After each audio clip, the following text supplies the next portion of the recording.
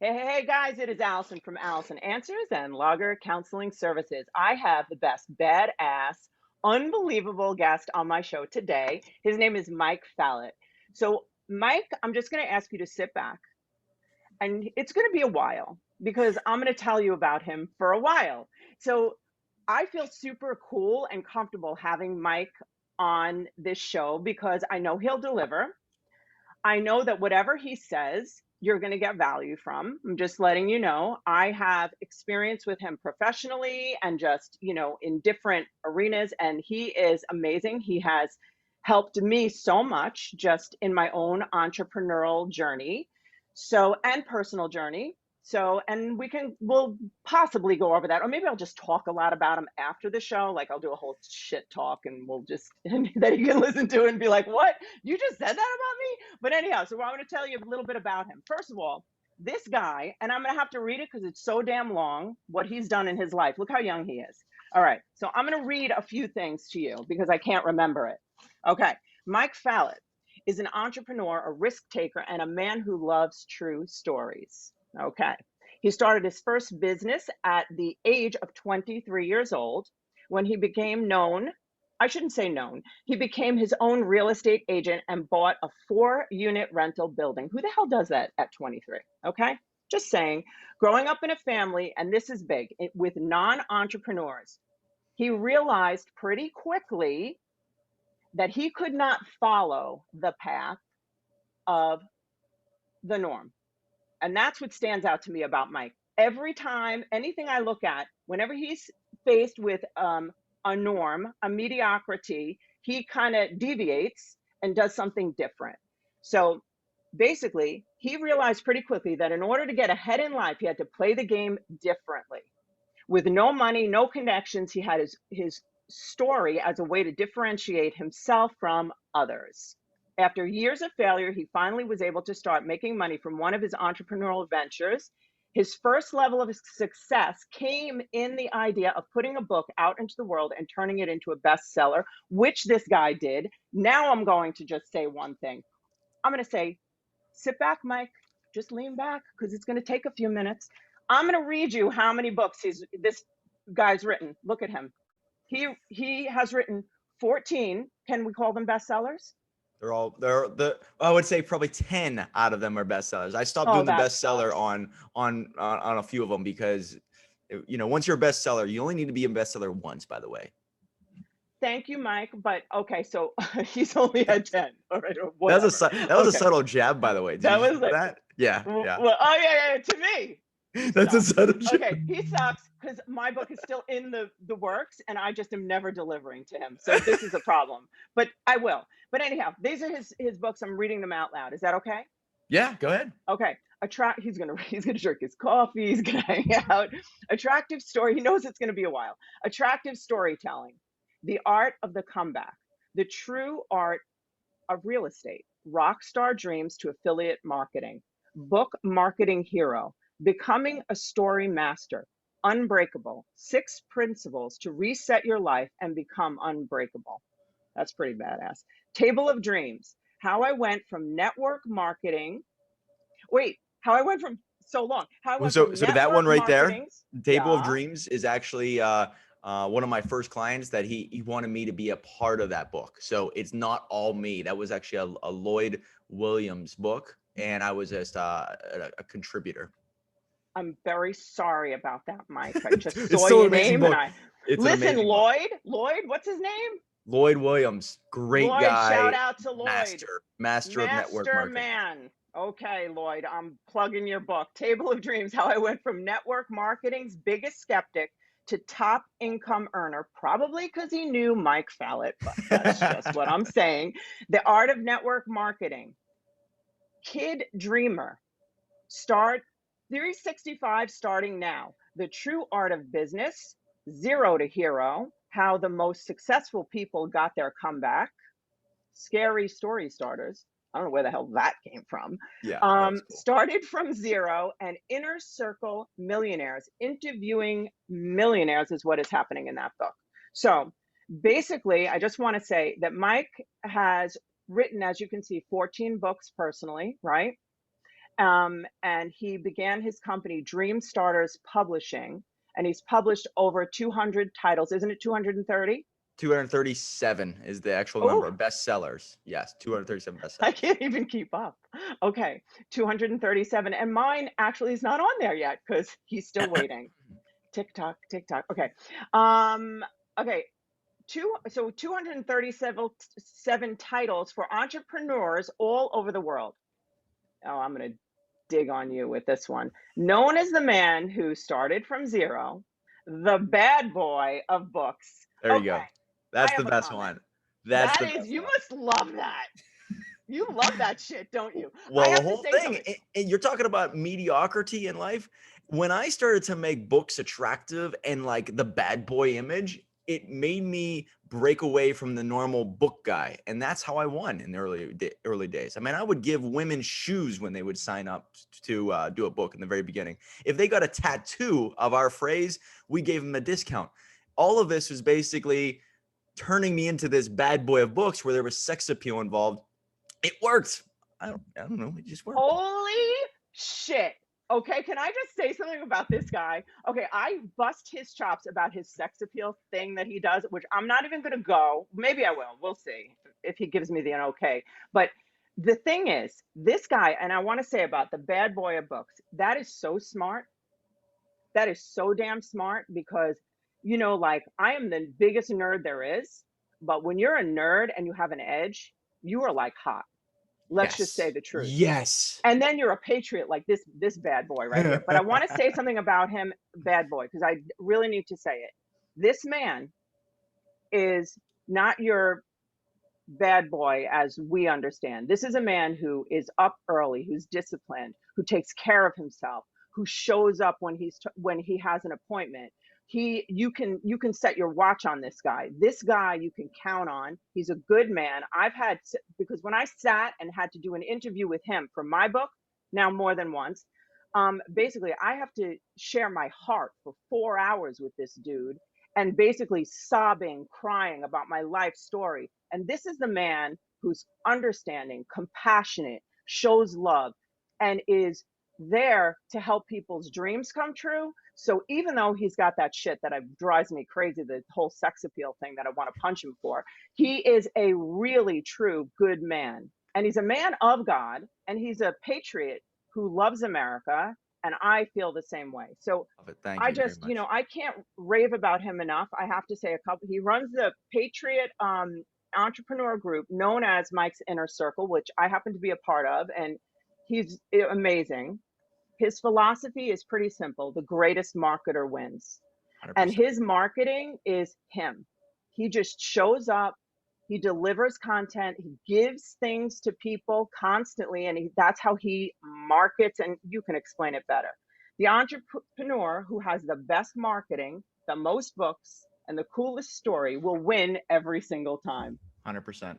Every time. And that's it. So we have Mike here because Mike is going to tell us about how he has crushed mediocrity, and how basically I just want to hear from you. I want you to tell us about like how your thoughts and your feelings and your mindset have dictated, either in a negative way or in a positive way, have made changes in your life. Like the power of thinking, feeling, mindset. Can you do Beautiful. that? Yeah, Yeah. absolutely. First off, greatest intro I've ever had of all these podcasts I've been on and everything. Hmm. That's the best. So I'm saving this. I don't know if anybody's going to top this. So thank you so much, Allison. Yeah, but you know why? Why is it the best? Because All I I did think it's was the tell most the truth. heartfelt, and we really do know each other, right? So like Hmm. we work together, we've been to events, 365 driven, we're part of the same groups. I mean, there's no masks anymore. Like it's Yes. basically we know each other, and I think that makes it easy for people to really give recommendations, heartfelt, real recommendations. So that's great. Yes. You want me to do a little video on anything there? I'll tell people about you. I'll rave about you. Thank you. Okay. Thank you. So Yeah. tell us how you crush mediocrity. So it all starts whenever I was in the corporate world. Okay. So I've been an entrepreneur since I was 23. Now, when I say entrepreneur, I wasn't a full-time entrepreneur. I was still like, making a little bit of money here and there, doing the real estate, trying all these entrepreneurial projects. But I'd go out there and I'd fail miserably 4 times in a row with all kinds of different startup ideas, rewards programs, event companies. So I wasn't considered a 24/7 entrepreneur yet, but I was learning the ropes. The fifth one succeeded, which was a direct to home dog product service. And I wasn't making a lot of money, but I was making enough money to live off. And the way I look at it as success, any success, does it bring in more money than it costs? And that's the way I define this business. It was hard to get to this point, but I created a dog product service called Doggy Surprise, which was very similar to BarkBox, but it was a little bit different and way bigger actually. Anyways, it turned into some money. And so people started coming to me and saying, you know what, Mike, you started this business. Can you help me out? Tell me what you did that's leading to this success. And I'd say, well, I failed so much. Here's what not to do. So I started helping people. And I'm thinking to myself, man, this business, I could really go full force, but I have this corporate job on the side. I'm 30 years old. And now I'm at this fork in the road where I'm like, okay, do I leave the corporate job and go all in on this business? The corporate job makes me $75,000 to $100,000 a year without even thinking, right? So it's like so much comfort. The reason why I had to get that was to pay down debt. I went into severe debt the first 4 failures. So here I am at 30 years old and I'm having a drink and it's my birthday. And I remember thinking to myself, man, I am miserable. I hate my life. I'm not thrilled with it. The business, even though I love the entrepreneurial stuff, it really just became this thing that resulted from what not to do, right? So I just started to follow this path of, okay, you got to keep it very simple. Something that you can rely on me and me alone. I don't need to have programmers. I don't need to have designers. I don't need to have investors. I could do all this on my own. So I could build this. It's total self-reliance. But here I am now where I'm thinking to myself, oh man, I'm not really happy because my mind is divided. I could take this path where it's really comfortable, this mediocrity of life of just get a paycheck. Your food is taken care of. Like it was so nice to be able to buy food. I swear to God, this is the way I look at it. And so I had this decision to make. And that was it. I said, you know what? I need to get away from the corporate job. I'm getting too comfortable. This caged animal who I once was is now becoming, or this wild animal who is now becoming caged is losing his edge. So I go to the corporate boss and I say, I'm leaving. I'm going to go somewhere else that is going to allow me to work on this side business more and more. So I could dive all in on my entrepreneurial dreams again. Well, they had a big problem with that, turned into this big dispute. It was nuts.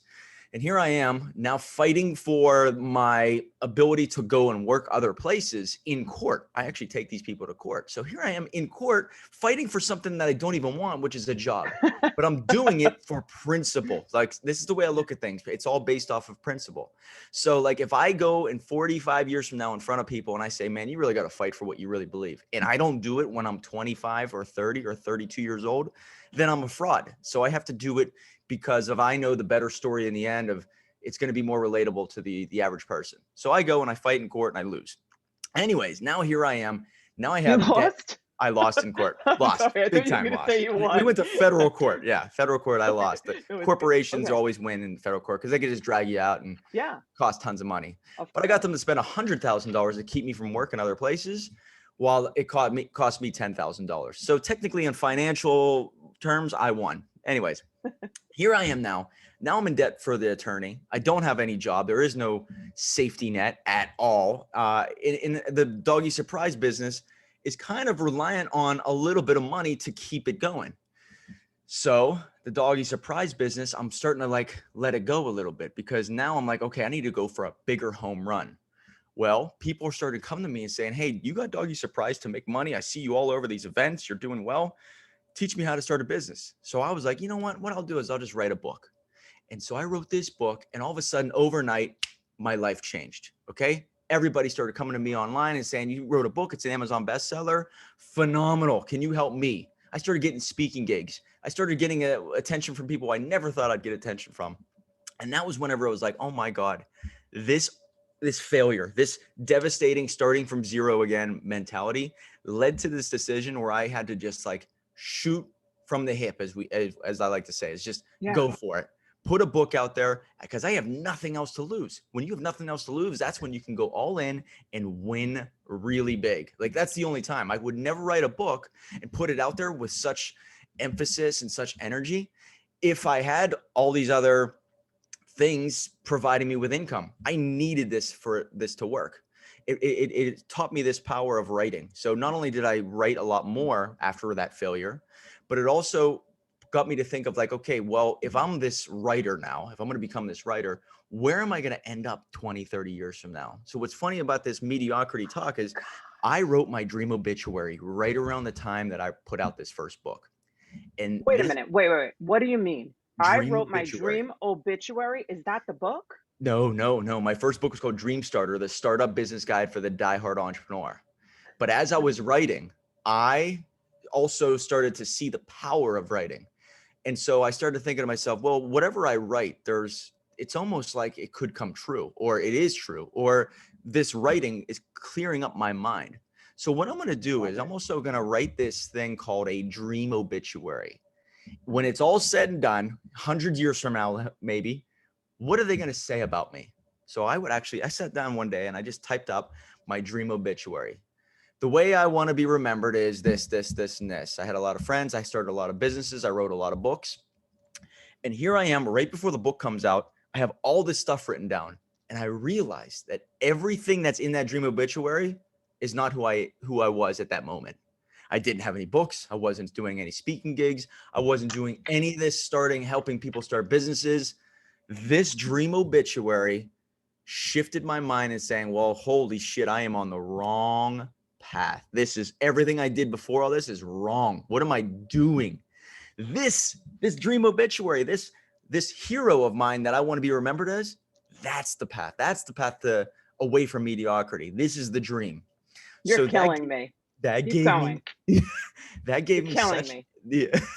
they gave me such energy to finish the book, push it out there, because in the dream obituary, it says wrote lots of books, not one, not two, wrote lots of books. And then it also said helped a lot of people start businesses. Well, I didn't help anybody start businesses then. So in my dream obituary, I was like, okay, this is the roadmap, if you will. Now, every decision that I would make going forward for the next couple of years was based off of what I wrote there. If it does not lead to this, I'm not doing it. I don't care. But if it does lead to this, I don't care what it takes. I'm going to do it. So now here I am. I have this book business. There's not bringing in money yet. I'm here by myself writing books for entrepreneurs. Lloyd Williamson and a couple other people creep into my DMs on Facebook and they say, hey, it looks like you write books. Can you help me out? And all of a sudden, I started to get traction. Okay. Now, it wasn't just me doing the average marketing, as we just talked about in the very beginning. It started to get into the whole, let's get as much attention as possible with as much flair, with as much differentiation as I could possibly do. Now, no money in advertising, right? So I can't advertise. I can't spend money on that. What could I do? Well, I can involve models. Well, I can involve gifts. This is where I get pissed off. Okay. I'll hold it in. So here I am, this nobody in No. Pittsburgh, Pennsylvania, putting out models with books and shoes and tattoos, and we'll write your book in 30 days. And all of a sudden it just started to click. Now, what happens then is that it leads to, tons of clients, and it's all referral based more than anything. So it turns me into this book guy. And then that leads into entrepreneur stuff all over the board. I mean, I'm involved in, mobile home parks and, patriot groups and all kinds of cool stuff. But it didn't start there. It started with just, let's be known for something. And let's be known for some type of service that's actually really hard to get done. Let's do something that's hard, because this is recession proof, or this is technology proof. There will always be books. There will always be a need for writers. The key here is know where you're going, that dream obituary. The second part of it is whatever you want to do, you got to get very specific on that service that you provide, and then be as different as possible. And if you follow those three pieces right there, that's going to get your foot in the door, which is going to not just be the start of the dream. It's going to be a start of many dreams, because now you can take those principles and apply to an insane amount of pathways. And mediocrity, it doesn't even cross my mind. The average, the time that I start feeling mediocre, or if I'm slipping, or I got to this peak, let's see what other sandbox I can play in. It just becomes part of your DNA. And I hope we get into the identity and chasing the wrong things, because Oh, we're doing that. Yeah, because when you start to do all this cool stuff with great people, now, Yes. Alison, you can probably attest to this. Yeah. You just start feeding off of their Yes. successes and their Yes. stories, and your life then changes. The water level raises. I have to just comment because I took notes on what you said, and I want to just wow them again with you, because this is super important. There's things that you said, I'm sure maybe you don't even know you said them. I'm listening to you. I just happen to do that for a living, so I just hear shit in the background. So basically, the whole time you're talking, there are points that are repeating throughout what you're saying. And the thing that I'm just hearing throughout your whole journey is, here you have this guy who is continually future focused, right? This is what you're doing. And I just want to tell you, I just came back from Dr. Joe Dispenza.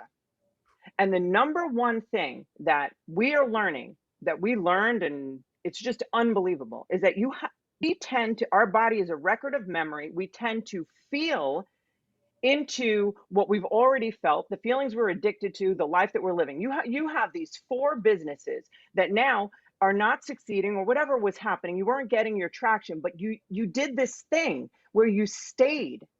You just stayed. Like Jim Rohn says, how long do you wait for a baby to walk? Until it does. Yes. And basically, that's you. That's your life. That's what you do. So when you tell me about this dream obituary, I just have to say this, and I want everybody who's listening, do this. Because I just came back from this trip where Dr. Joe is talking about that with faith, I'm a person of faith, so is Mike, that basically you have to create your future person and keep your eyes on that, because the entire world is rebooting the old person because it's what they know. The future is the unknown, and nobody wants to go into the unknown because it hasn't happened yet. So they repeat what's already happened because they think they know how to do it. They know how to feel sad. They know how to, and there's secondary gains to failing and being a victim. You get juice from that. It's very compelling to be a victim. And you know what? You badass. I'm sorry. I'm complimenting you the whole time, because what you're delivering today is going to change lives. I want everybody to take notes. I just want to say what I wrote. Look, this guy repeatedly, day in and day out, in spite of current day reality, looked forward. I lay hold of my vision. Obstacles must give way. He didn't give a shit about where he was. He was staying until the baby walked. And basically, he gained traction because he never left. Don't quit before the miracle happens, for God's sakes. And this dude just doesn't do that. And he said, the way I want to be remembered. So we end up repeating who we are every single day. And then we feel sorry for ourselves. Same relationships, same, because our thinking is just on a loop. Mike takes the 9% of his thinking and he creates shit instead of reacting to the things that are happening around him. He doesn't care what's happening around him. Maybe you care. I'm being dramatic, but okay. But so I'm going to stop there. But now, how you said, I hope we talk about how those old places that we stay stuck in. I'm using different words, right? But yeah. You wanted to talk about that. Identity, right? Identity, maybe chasing the wrong yes. things. Yes. And you touched on something there. I don't believe you find yourself. I don't believe it. You create yourself. Okay. Yes. That's the way I look at it. I think we agreed on that when we were talking about 100%. Your book, right? Yes. You create how you stand, how you feel, what you build. And when, everything comes back to this book that changed my life, but I manufactured this thing, right? Not only did I live this story, these principles, I manufactured this trophy, and then I used this trophy as a weapon, and this all of a sudden started getting eyeballs on me. So I wasn't chasing anymore. I was attracting. Now, so go back to the creating as in compared to finding. If Wait, you, something you said, I have to say something. Can I just say it? Because I yeah, don't want to forget it. You said, you went like this. You saw something. Everybody wants to write a book, right? You said that. yes, Everybody wants to write a book, and you said only 3% do, or something like that. But finish. They you only made finish. something, yes, like me, but I'm doing it this month. So basically, think about this, Mike. You took something like a true entrepreneur that couldn't be done in people's minds. That's so hard, writing a book, so hard. And you just hand it on a silver platter. The few unfortunates who have it handed on a silver platter and still do nothing, well, that's something else. But basically, this man takes you, something that it feels insurmountable, and he makes it, you can do it. You took something so hard in everybody's mind and you made it accessible to the world. Okay, I'm Yeah, gonna let you talk now. thank you very much. And the reason why is because when you're writing a book, it's a spider web, and you're making basically 25,000 word choices. Every word choice becomes hard unless someone else keeps you on the train track, unless the Socratic method, unless there's a question, answer, which keeps things relevant. So, and then you have an outsider who writes it without your emotions attached to certain aspects and gets the nitty gritty lesson and the nitty gritty stories, and then makes it a real book for the consumer. So that there's a couple pieces to that. Anyways, when you start to create yourself, okay, now you start to have a little bit of success. Do you know that that is the ultimate confidence booster? When you are able to manufacture something from your brain into real life and it works, the audience likes it, people enjoy it, it helps them, that confidence will spill off into other parts of your life. So now you could say, well, if I could write, maybe I could speak. If I could speak, maybe I could lead. If I could lead, I could grow a team. If I could grow a team, oh my God, I can get people to, make the most of their life. Oh my God, now you have all this influence and impact on other people's lives. There are people who reach out to me left and right and say, man, I read that book and it changed my life, or that quote that you said, or that podcast interview, it really helped me. Or even an Instagram post. Like, think about how insane that is, that your Instagram post may help someone. Anyways, when you start to feel this confidence, you now take bigger shots, right? Because now you have all this momentum. Momentum is something, once it's there, you better keep it. If it goes away, it gets harder to get back. So Yeah. this momentum, keep it alive. If you have a lot of energy and you're rolling with things, keep taking shots. It's a numbers game. Even if it fails, you're still taking shots at other things. That's why I say, when you write a book, get on as many podcasts as possible. Write as many books as you possibly can. The Pareto rule, I think is how you say it. Pareto rule, Yeah, Pareto, I 80-20 love it. Oh the yeah. 80-20, right? What that means is people are like, oh, well, 20% of the people in the world make all the 80% of the money, or, all that crap. That's one Exactly. way to look at it. There is, but what if it's the other way, where Hmm. pretty much 80% of the stuff that you create, no matter how good it is going to fail. It's going to suck. It's going to be terrible. But 20% will lead to the income, the relationships, the opportunities. So if you create a lot of stuff and you're relying on that 80-20 rule, 20%, if you just know that as long as 1 out of 5 things works, that's science. That's like the law of the universe playing in your favor. And now you can just keep doing it. Keep shooting. And I don't know Yeah, anything but about. Mike, check this out. Let me say something about this. 20% of your effort, Mike, my effort, produces 80% of the results, right? So Yes. now, but Mike, you just said, as you're describing your history, is that you honed in, and that's what you do. You hone in on the 20% that's going to produce the 80%. You pay attention to the 20% of the effort, That's and it. you discard, and friendships, you discard the 80% that's giving you nothing, and you focus in on that 20 to produce the, is that too complicated? No, it's not. You're basically, it's a constant, it's never ending, right? It's fine Yes. tuning left and right, left every single day. You're always looking for the 20%. People will Yes. say, I only want to shoot for winners. Well, guess what? You're never going to get anywhere. You want this to be a smash hit for this one book, right? Well, you maybe, but if you say to yourself, I'm only focusing on what I can control, and this 20%, if it's 20% is a success, I win. That's it. 100. Yes. Yes. Yes. But you see, you take your wins, even if it's this big, and you you see them and you appreciate them, which is a state of receivership. Mm. So now, as soon as you appreciate the dime you find on the ground, now it's $10. Now it's $10 million. Yes, this is Fact. what most people do not do, right? They don't Yes. appreciate the little, Create. so they never value the big. Yes.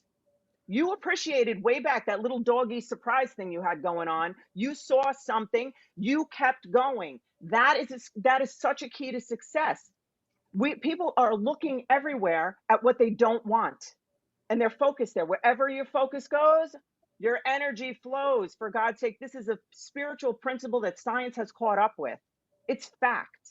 I'm going on my rant. I'm going to No, stop. I that's want you to dead talk. on. And anybody Yep. listening, please take note of that. It's what you focus on. And if you Mm-hmm. focus on what you're grateful for, hey, I got a client. Oh my God, now all of a sudden your vibe, your energy is your dopamine in your brain goes sky high, right? Yep. Now, when your energy starts to feel that way and it's represented in everything you do, how you walk, how you speak, everything, do you know what happens is the energy from other people with the same frequency sees that, Yes. and they say this person either has what I have or has what I Mm-hmm. want, and it's a Yep. it's a magnet Yes. It's a vibrational magnet. That's exactly what it is. and And on better opportunities. vibrationally, people will, if you're a mismatch, they're flying out of your life like a centrifuge. That's like gone, right? If it doesn't work.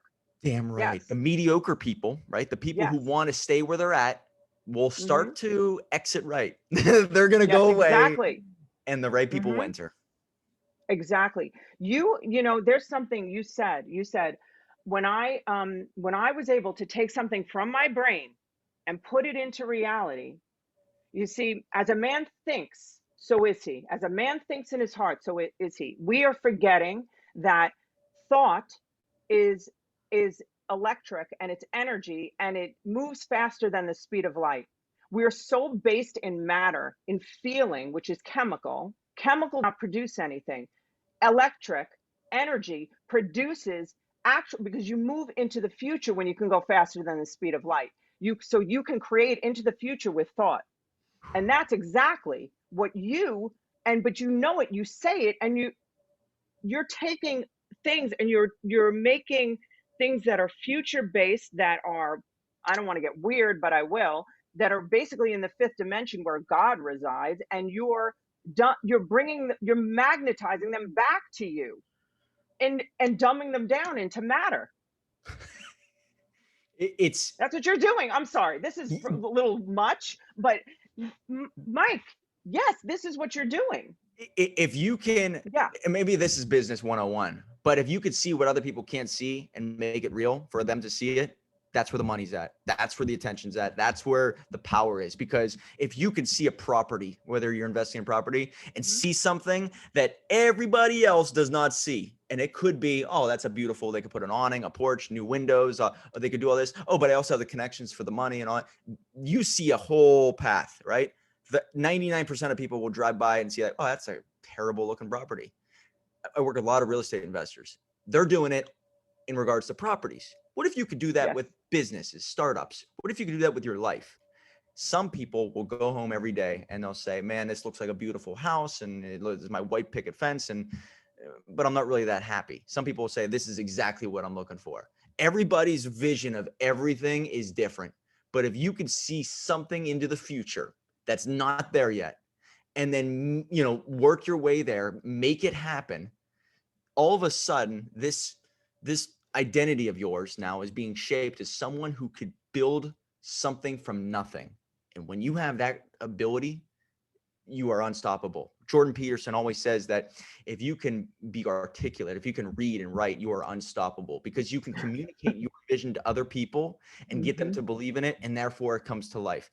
So the same thing happens. You have to do it for yourself first, right? That's going to give you the confidence. And now it's up to you to articulate it to the world, show your vision to them so they believe in it, so they can help you build amazing things.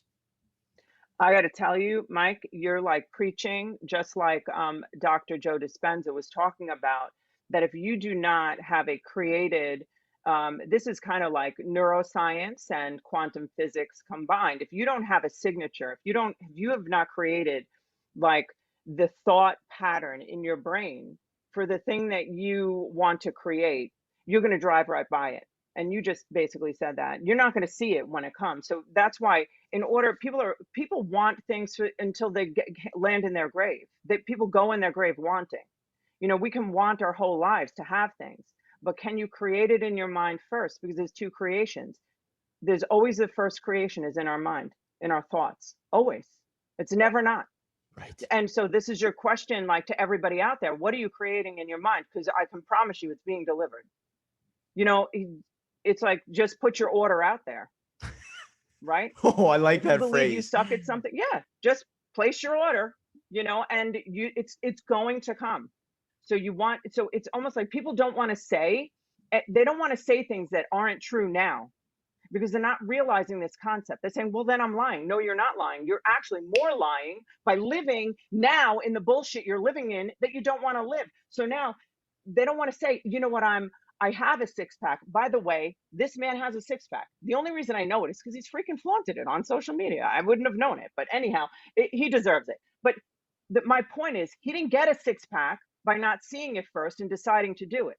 The power of decision. But now I'm going on my own rant. This is I not. love how you say you take an Yeah. order, but also it's not even just what you think to yourself; it's what you say to yourself. Bruce Lee always says that you don't even joke around about yourself being less than who you really are, because your body and your mind don't know the difference between joke and reality. Yep. So if you start to speak to yourself in a certain way, I am the best. I am the best therapist. I am the best tax consultant. I am the best book creator. I'm the number one book creator. I'm the number one book creator. You gotta say it to yourself over and over and over out loud. Speak it into existence.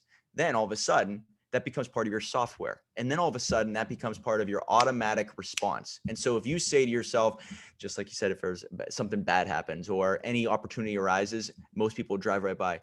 If you are saying to yourself, whenever something bad happens, there's opportunity on the streets. So as long as I know that something that comes across my path that seems bad, there's opportunity there. If that becomes your automatic response, then all of a sudden you have an advantage in every conversation, every business deal, every relationship, how you respond. When everything hit the fan 2020, Yep. I kept thinking to myself, okay, something good is coming from this. And there's opportunity here. Now's the time to strike. Most people, 99% of them we're thinking, let me go into my shell and just wait for the storm to pass. I would rather go out into the storm because my DNA now says, if there's nobody on the streets, there's some sales out there. There's some deals. There's some ability to make moves and get ahead of the curve. And that is part of this redefining yourself. When you're talking about identity, you this transformation, it's so cool to look back in old stories of how most people talk about stories in regards to transformation.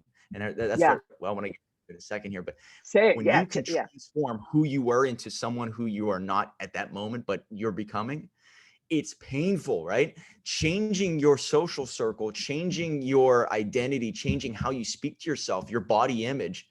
It is difficult. It's worth it, but it's extremely difficult because, if it was easy, everybody would do it. And if you could transform yourself and you could redefine yourself and then chase it and go through all those hardships and difficulties and come out stronger on the other side, all of a sudden now you have not only momentum, but you have a leg up in every aspect of life. You've done it. You can do it. You can inspire other people to do it. And no matter what comes your way again, it's already in you. It's already done. Yeah. Okay. Another shitty situation. I got this. I got it. No worries. And so what I want to touch on, and when we were before the podcast, I was talking about this with someone at the pool the other day when it comes to Superman 2. Have you ever seen Superman 2? I've seen Superman, but I don't know which one is 2, but I love Superman. Superman 2 is the best one, but it basically is where Superman becomes human and then from human back to Superman. Yeah. Tell me. Okay, so the writer of this movie is brilliant, and I think that they are trying to send a message, but this is how you guys can think to yourself whenever you're going through this transformation.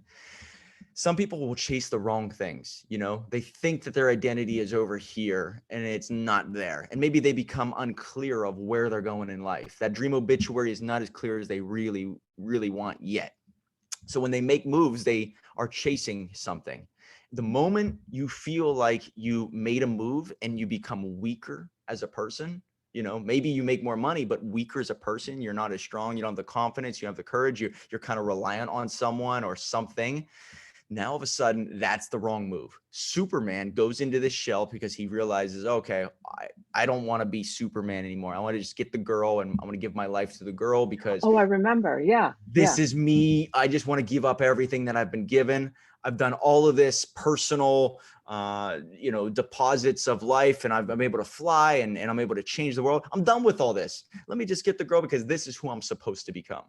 The moment he does it, he's weaker. All right. And you may say, oh, it's romantic because he's giving himself. But now all of a sudden, his world starts to crumble. He starts to bleed for the very first time. Lois is not as thrilled with him as he was when he was Superman.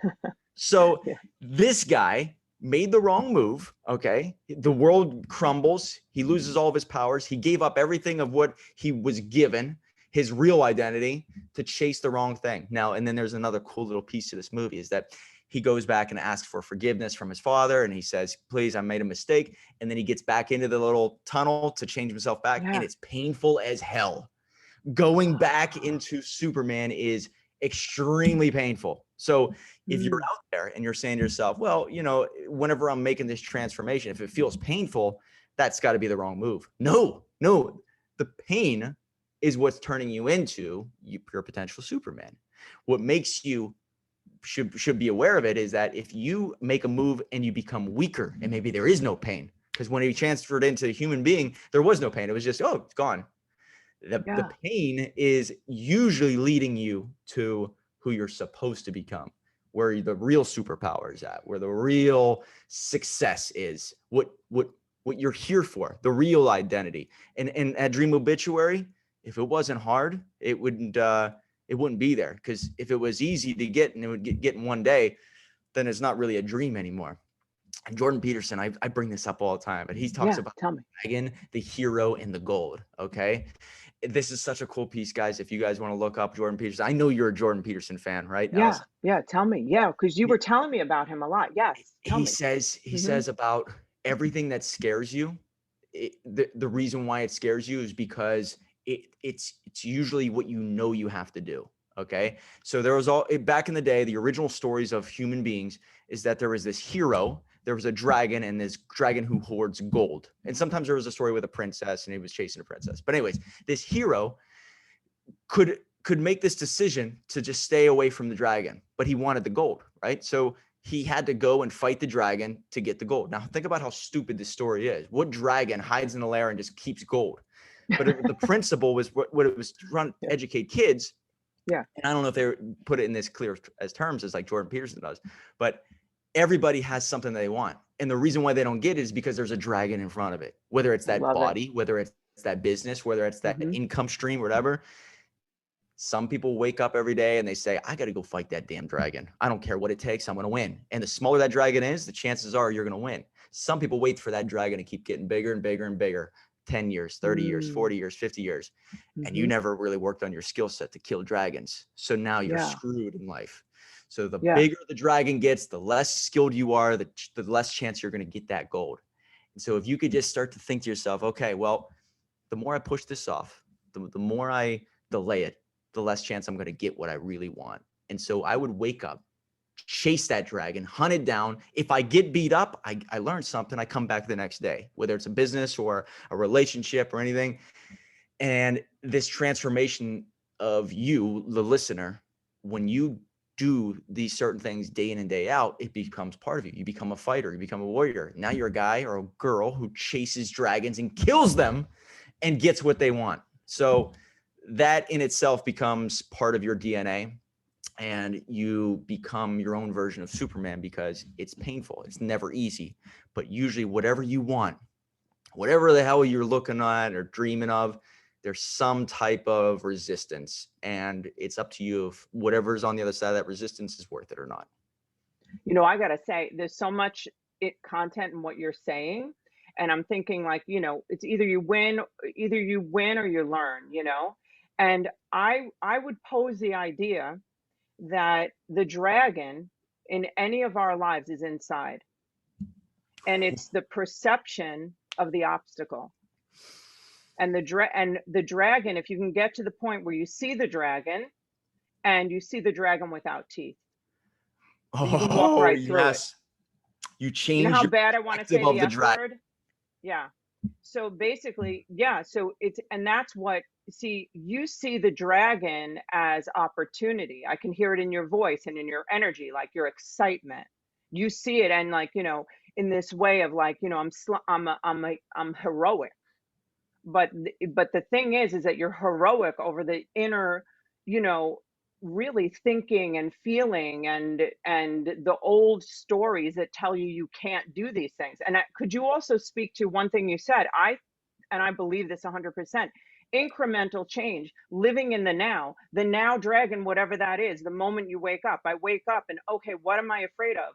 Well, what can I, first of all, people wake up late sometimes or tell themselves they can't do things. To me, incrementally, every stinking day that you face and go inward to the dragon, you don't ever fight outside Beat the because it has dragon no inside. power, Beat the dragon. always inside. So basically, the whole world is tinkering outside and trying to control people, places, and things, as opposed to, in order to make themselves conquer inside whatever they have to do. Because anything we have to do, it has to do with what's going on inside of us. Mm. You know what? And you have a badass thing going on inside of you because you've changed your wiring. You have created a whole different perspective on life, that no dragon is a dragon. Hard things aren't hard. It's like, that's not hard. Like nothing's hard. We just say it's hard because we like to feel bad, because we're addicted to being in a victim mentality, and like we get a lot of juice from that emotionally, and people feel bad for us. Well, it Yeah, goes to the testament of, I don't give a shit about the dragon, right? You don't care. The dragon's the dragon. There's always going to be a dragon. It's, do I expect have what it. it takes? Do I have the want to go pick up my Yeah. sword and fight that dragon? Why are we shocked every time we see one? Expect it and be okay with it. Like, that's cool, Yeah, right? Can I use a Jesus reference? of I course. mean, yeah, so like, I love this. Like when Jesus was going to be captured for the first time and killed, and all of that, the before he was actually killed, there was this angry mob, and they're gonna kill him, and they're there, and it's like they're gonna, they were barbarians back at that time. There was no like mercy for anyone. Women, children were like stoned in the street. So think of what you're dealing with. So Jesus is like, it wasn't his time, so he just walked through them, Oh and nothing happened.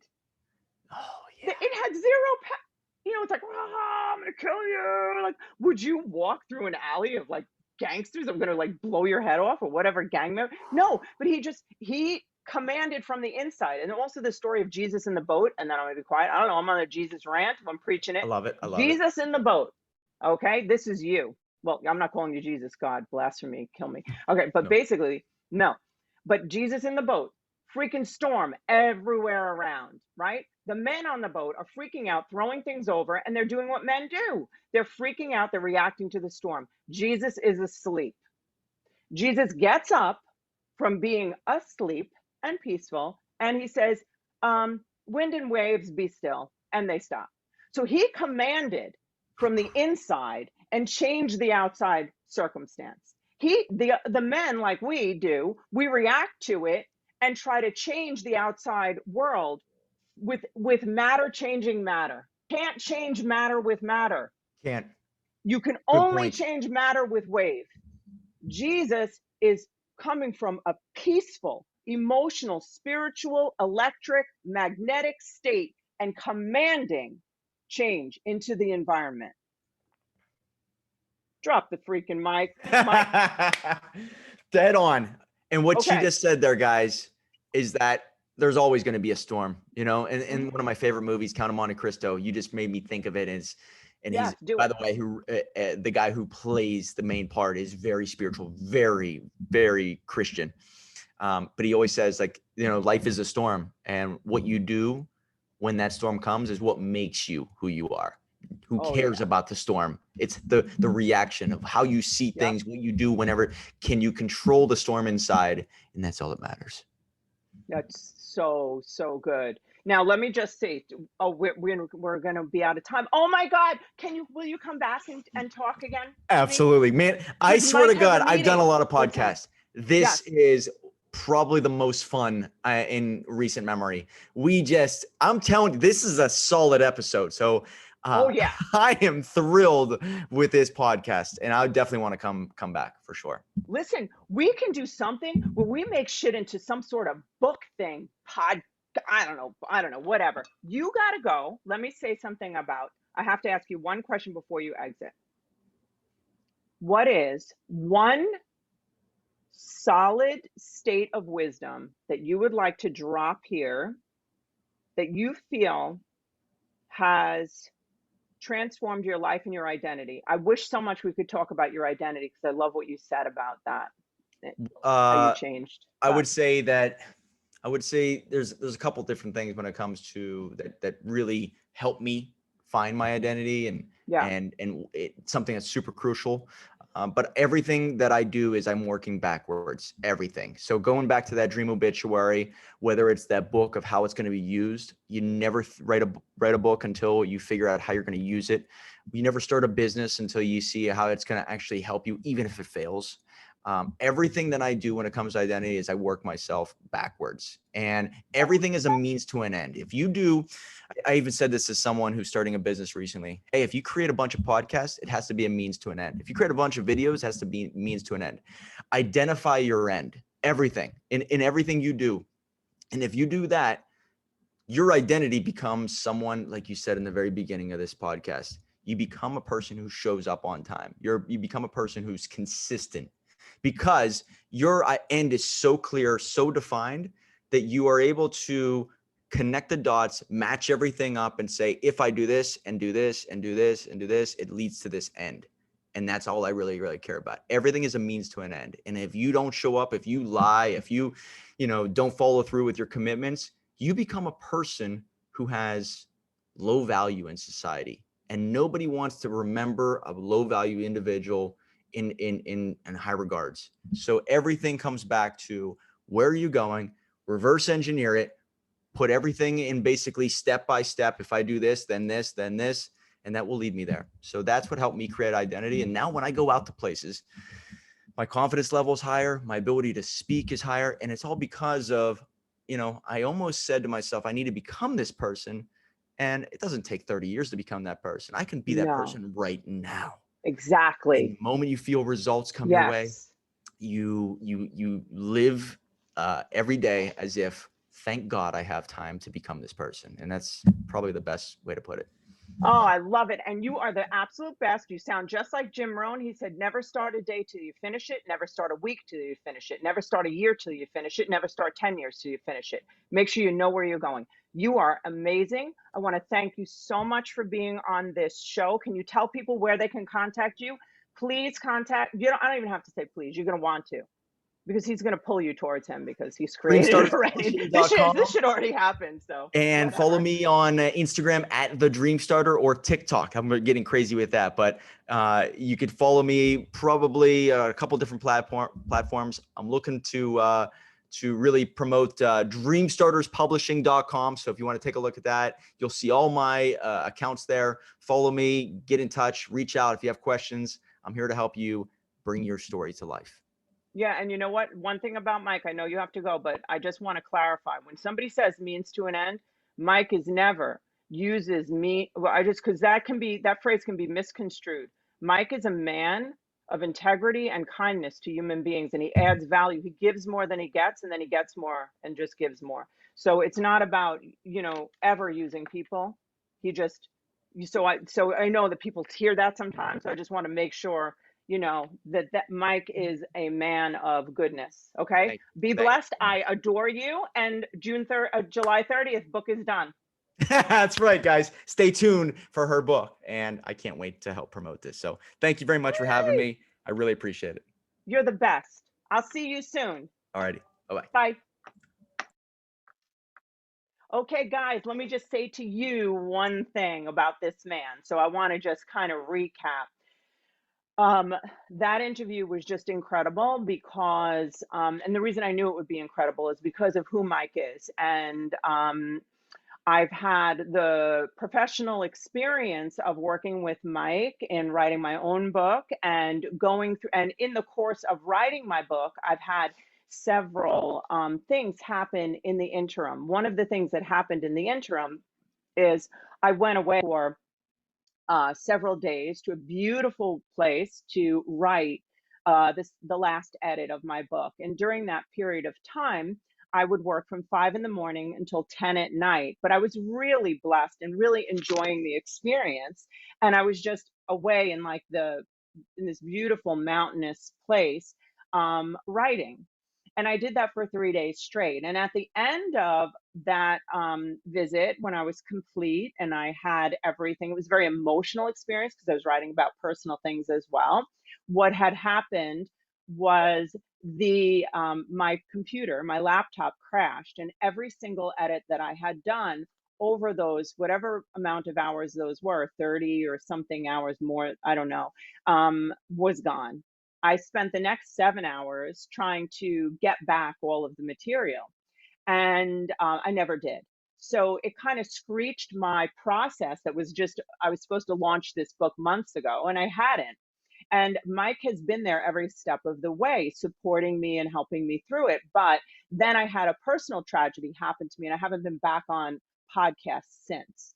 So when I had that personal tragedy, it was very, very difficult. It changed my entire life in every single way. My entire life has shifted, every way, work, my family, every single aspect of my existence has screeched to a halt.